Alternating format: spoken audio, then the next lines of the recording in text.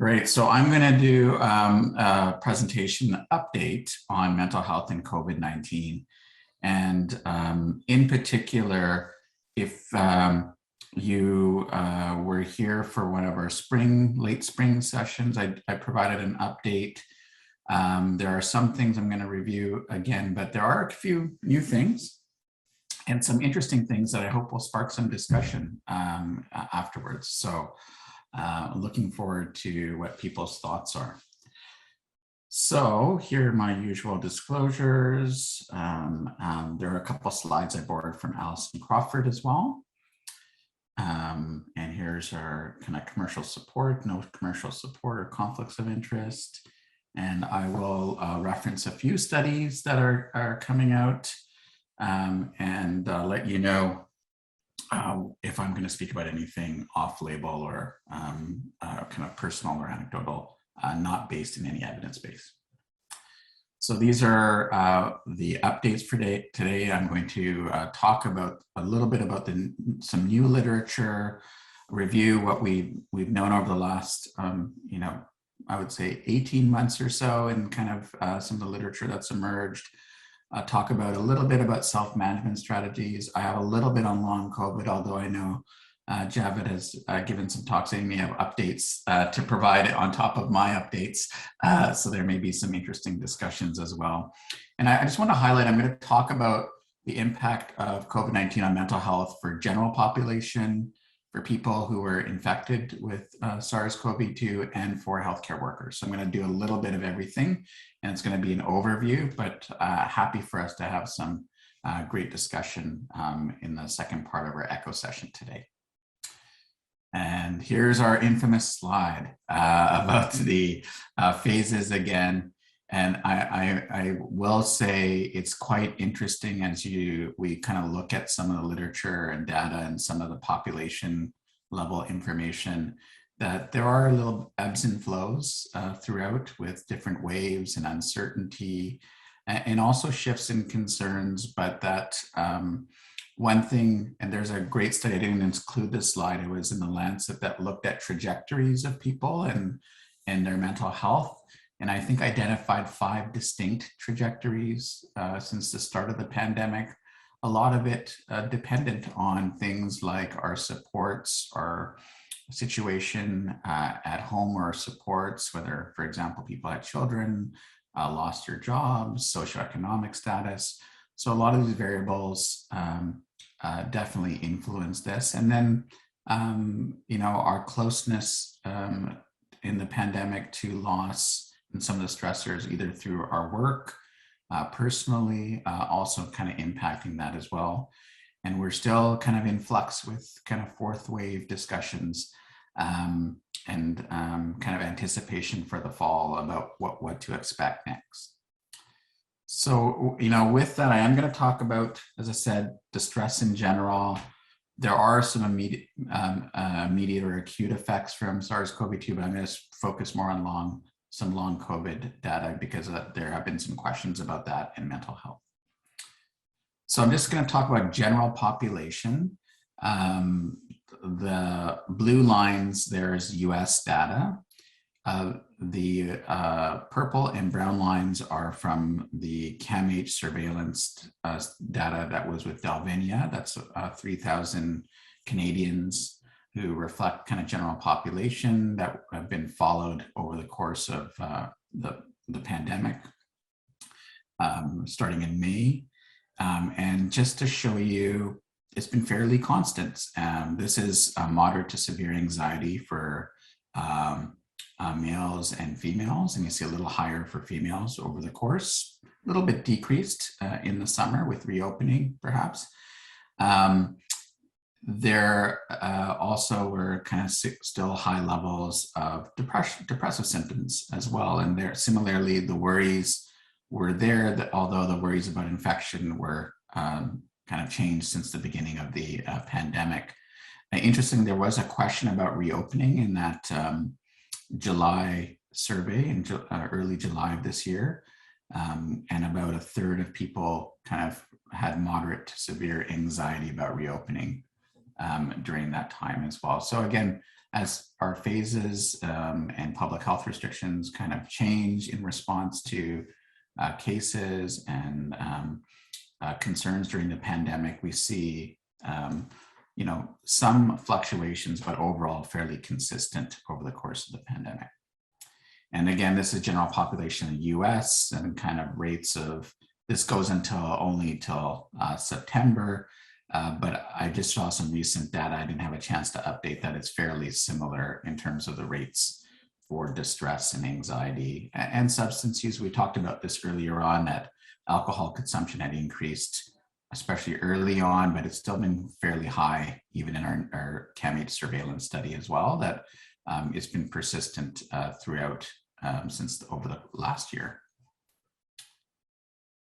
And then interestingly, despite kind of persistent distress and mental health, we haven't seen spikes in suicide trends. Again, this is only till December of last year. There's often a lag to get this population data and analyzed, but really had not seen kind of the spikes that we would have anticipated for a variety of reasons. People have hypothesized people not seeking treatment as much and presenting, or for some people, the kind of being at home may have reduced some stressors for people transiently, although they may have increased health anxiety and stressors, and maybe that may have buffered it, but we still don't know. And much of the concern and kind of the bottom line for my presentation is that things have continued to persist throughout the pandemic.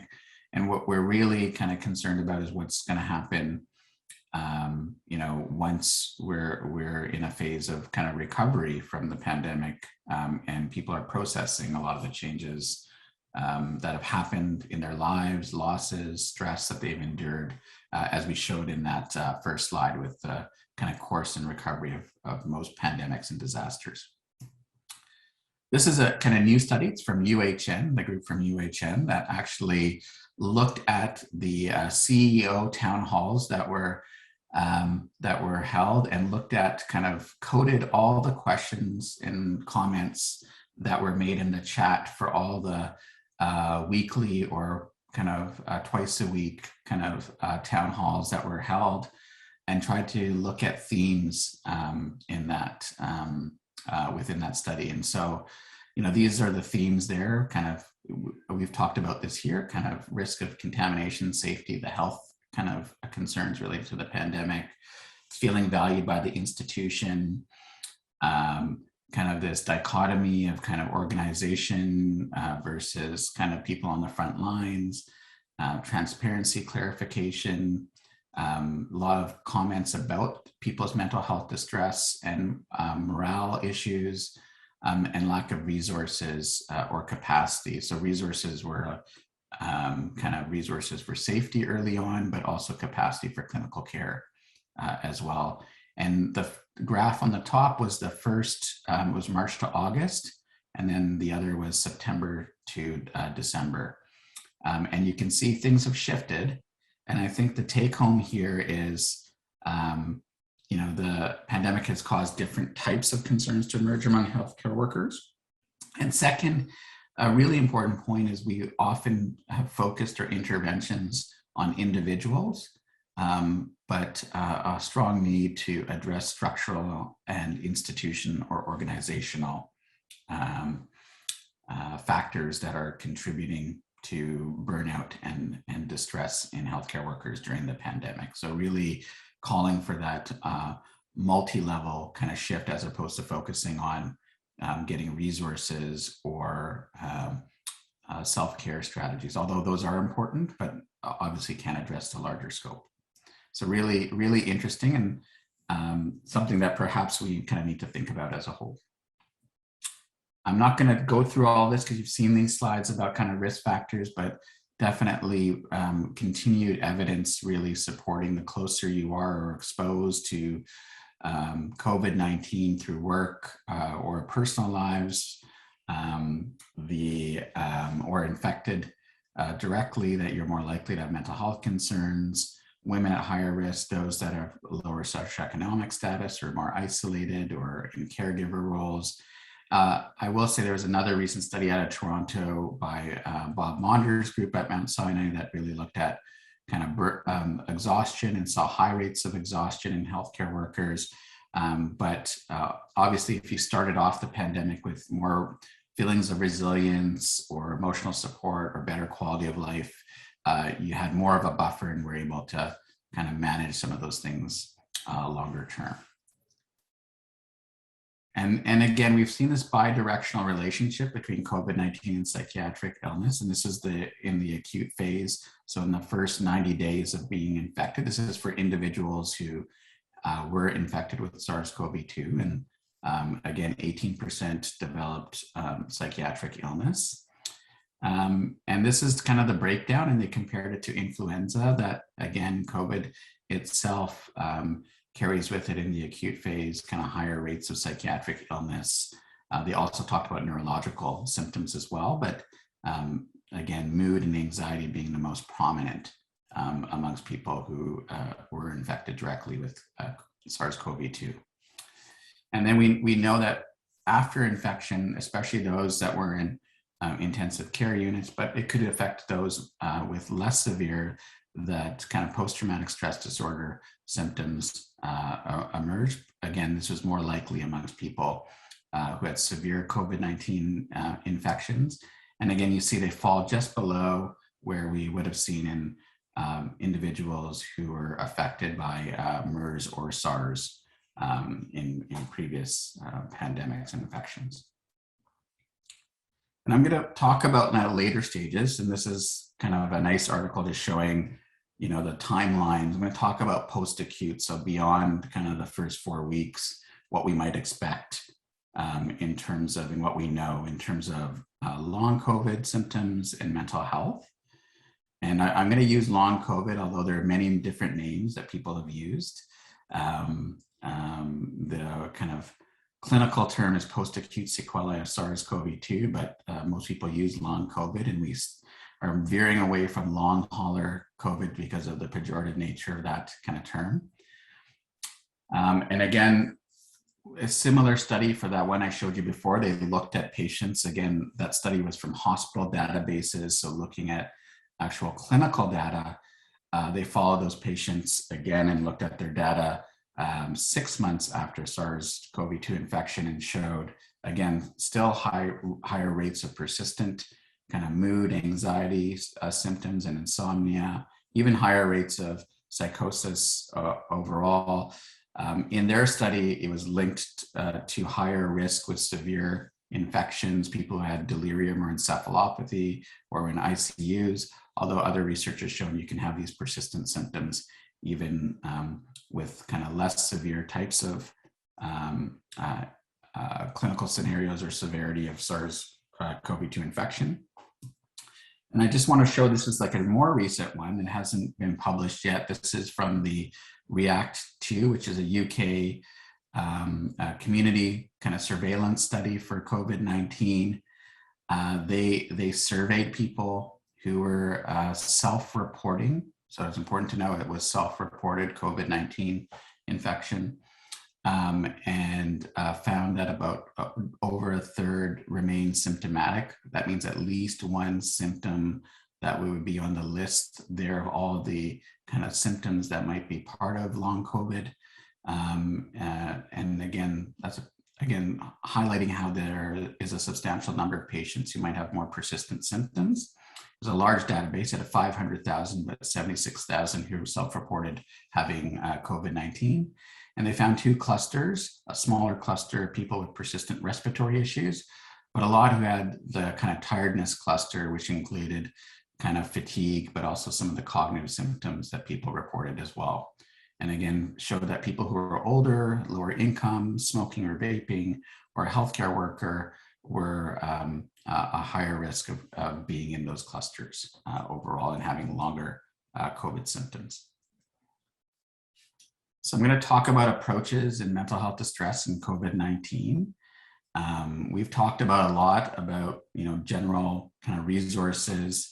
The middle bucket there is for people who've had COVID-19 infection and have had mental health complications or associated symptoms.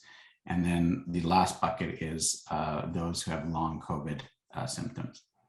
So again, I put the 4 C's, and it was 5 C's to Allison because she added a compassion, but maybe it's 4.5 C's. We'll leave it there for now. But again, this is really about at the individual level. And I'll just go back to that study from UHN that's one component. This is one component and something we can control, but we really need to think about in the next year about how our organizations support people in their recovery and support in their mental health. So I do want to highlight that this is important and things we can control and practice and talk about in our ECHO coping with COVID, but maybe we need to also think about how do we support each other to advocate for some of those organizational supports. There are resources out there, and I've talked about and shared this before about some of the digital tools that can be useful for general public, for ourselves, as well as for patients. And I just wanted to highlight, there was a group that I was fortunate to be a part of that looked at a living systematic review. We did an initial review looking from past pandemics and the early literature in COVID-19, which showed kind of self-help interventions, phone consultations, or cognitive behavioral therapy, CBT, helpful for managing distress during COVID-19. This living systematic review, which is kind of a couple of months old as of today, really found only 9 randomized controlled trials related to COVID-19 kind of mental health treatments. And 3 of them were actually developed specifically for COVID-19. Others were kind of standard interventions from other pandemics or related endemics. And the effectiveness was really, again, around self-guided internet-based CBT. And the one study I've presented here before, which was about an older patient population who were receiving Meals on Wheels, getting empathic phone calls a few times a week from students who are trained to provide kind of empathic listening and support for patients. There are no trials for children and youth, and we know that that's a highly vulnerable group and impacted by COVID-19 as well. And then I wanted to throw in this as a controversial study because I don't know if people have heard this. You can indicate in the chat, but this is a study for CBD oil. This was in JAMA Open, a randomized controlled trial for CBD oil versus a control group, which in both groups received motivational videos, like motivational kind of interviewing, a mindfulness video, and access to a psychiatrist weekly if they wanted it. It was done in Brazil. So maybe Andrea can comment for us as well. And they randomized people to up to 300 milligrams of CBD versus standard care, including these additional kind of resources. And they showed reductions in emotional exhaustion, depression, anxiety, but not in PTSD. They measured PTSD outcomes. And so they kind of concluded that there may be some benefits in this small study, very short term, 4 weeks. 4 people had serious, I would say concerning adverse events. 2 had very critical increase in liver enzymes, and they were all in the CBD oil group. It just goes to show you that there's kind of a lot of interest in how do we support healthcare workers in burnout, psychological distress, and pharmacotherapy is one that's not been studied as much, but has been studied. And I would group this in here. I'm not suggesting CBD oil is the panacea or treatment for distress or exhaustion, but I put it out there because it has gotten a little bit of media attention, as you can imagine. And it is a short-term study that people have referenced at times.